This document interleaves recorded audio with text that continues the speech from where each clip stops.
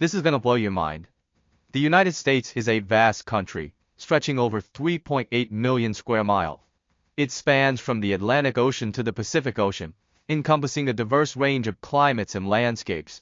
Millions of people call this land home, contributing to its rich cultural tapestry. But if we look closely, we see something interesting.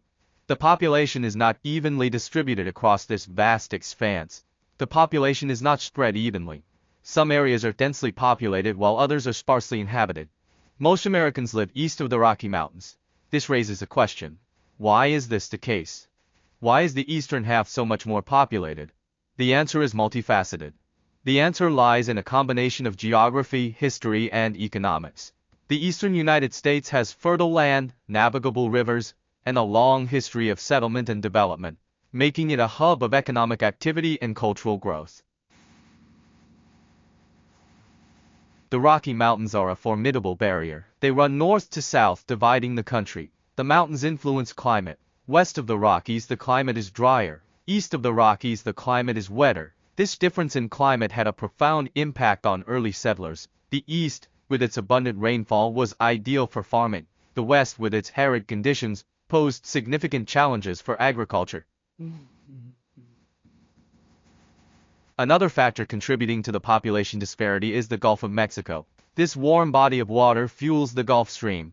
The Gulf Stream carries warm, moist air northward along the east coast. This warm, moist air results in more rainfall. More rainfall means more fertile land. This made the East Coast ideal for agriculture. It's no coincidence that many of America's first settlements were founded along the eastern seaboard. Section 4. The 100th Meridian, a line in the sand. The 100th Meridian West is an important geographical marker. It runs from the Canadian border all the way down to Texas, slicing through the heart of the United States. It roughly divides the United States into two distinct zones of rainfall. To the east of this line, the climate is generally wetter, supporting lush vegetation and fertile farmlands. East of the 100th meridian, the average rainfall is sufficient for agriculture.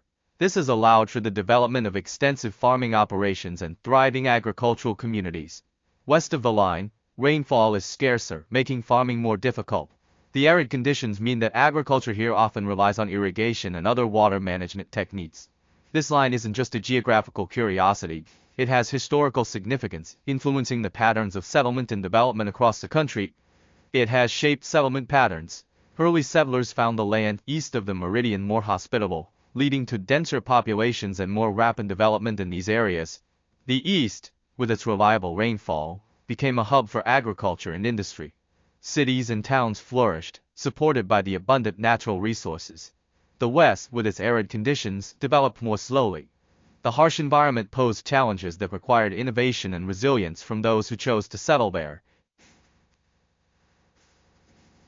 Section 5. Shifting Sands of Time.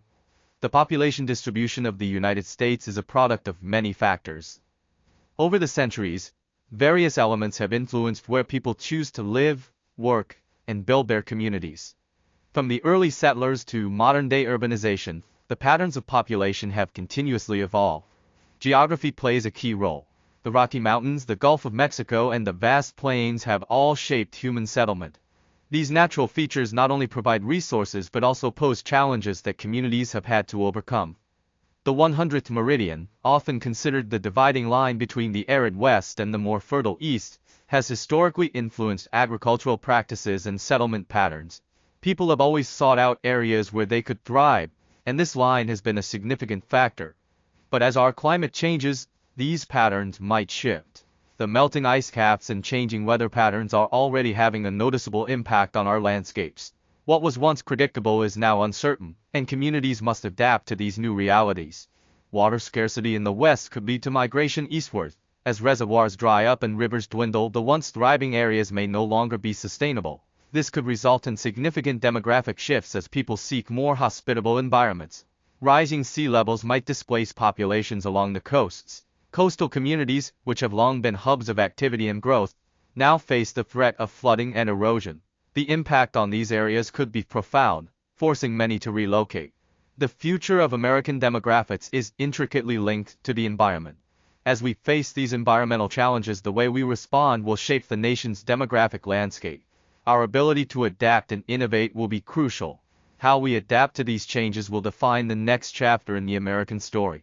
Communities across the country are already taking steps to build a more sustainable future, and their efforts will determine the resilience and prosperity of future generations.